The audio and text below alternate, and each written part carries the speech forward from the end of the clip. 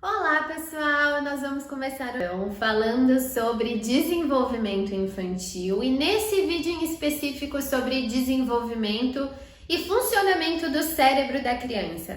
Então nós sabemos que as crianças não são mini adultos, nós não podemos tratá-las dessa forma e existe uma explicação lógica e científica para isso. Vamos entender? Então, o cérebro da criança, ele é um pouco diferente do cérebro do adulto, tá? Vamos dividir o cérebro em duas partes. A parte de baixo, que é a parte emocional do nosso cérebro, tá? Nessa parte existem regiões como o tronco cerebral e o sistema límbico, que são responsáveis por comportamentos impulsivos, emoções fortes como medo, como raiva, funções básicas também como respirar, como piscar. E nós temos a parte de cima do nosso cérebro, que é a parte racional.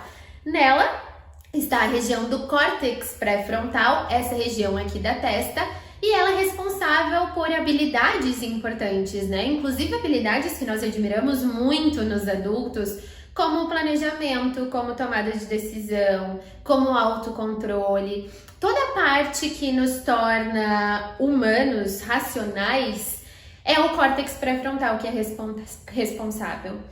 Só que o que acontece? Nas crianças, a parte de cima ainda não está completamente desenvolvida, enquanto que a parte de baixo ela já está funcionando super bem. Essa parte de cima, ela tem até os 25 anos para amadurecer. E aí sim essa parte se torna completamente capaz de tomar decisões e de participar dessa tomada de decisão, né? E qual é o significado disso então? Como a criança ainda não tem o cérebro de cima desenvolvido, ela vai ter sim comportamentos impulsivos, como crises de birra, como gritos, como choro excessivo, como dificuldades com frustrações. É natural, é um comportamento natural e esperado para essa idade, né? Mais ou menos até os 4 anos as crianças são sim excessivamente impulsivas porque elas ainda não conseguem ter esse controle. E como que funciona a birra, né? Por que a birra tem uma explicação especial também nessa parte? A birra, a crise de birra pode ser explicada através do sequestro emocional. O que é o sequestro emocional? Isso acontece com alguns adultos também. Quando a gente tem crises de raiva, né, e a gente acaba agindo sem pensar, a gente briga com alguém, briga com o marido, briga com a esposa, briga com o chefe, e depois a gente para e pensa assim, poxa, eu não deveria ter falado isso, eu não deveria ter feito isso. O que acontece? Você foi pego, né, de surpresa provavelmente, por uma situação onde você se sentiu ameaçado, tá? E aí o seu cérebro entrou no modo luta ou fuga. Então você agiu com base nessa emoção e não pensou antes nas consequências, só pensou depois.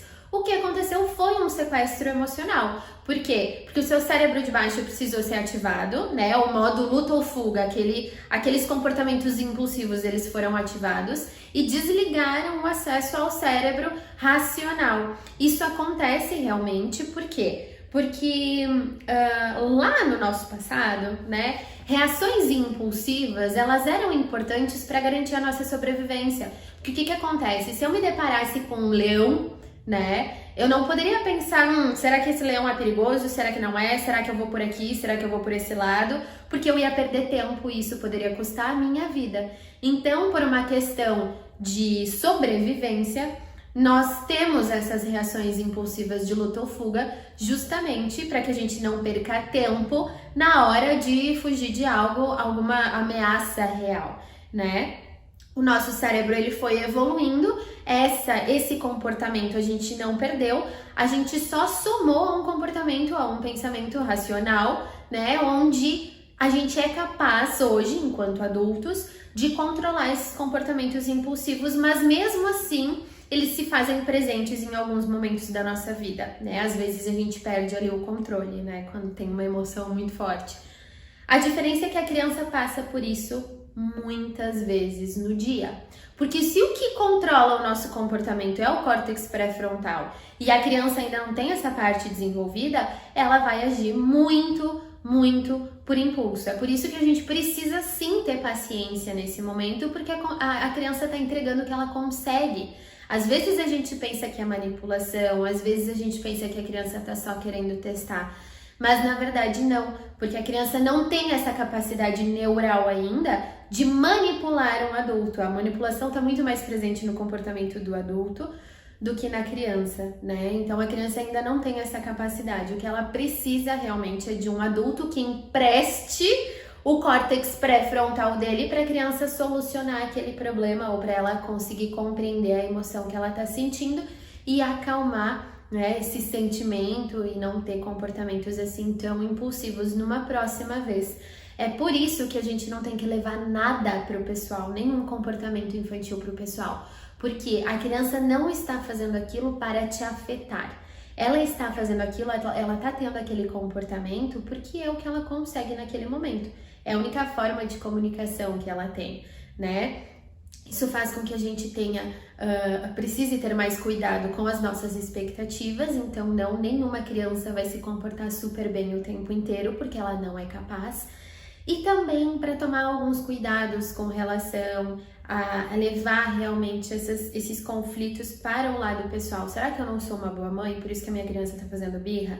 Será que eu sou um pai muito permissivo, por isso que a minha criança está fazendo birra? E não, na verdade não tem nada a ver com isso, né? A gente precisa entender que naquele momento essa criança precisou reagir dessa forma porque ela não teve outra alternativa.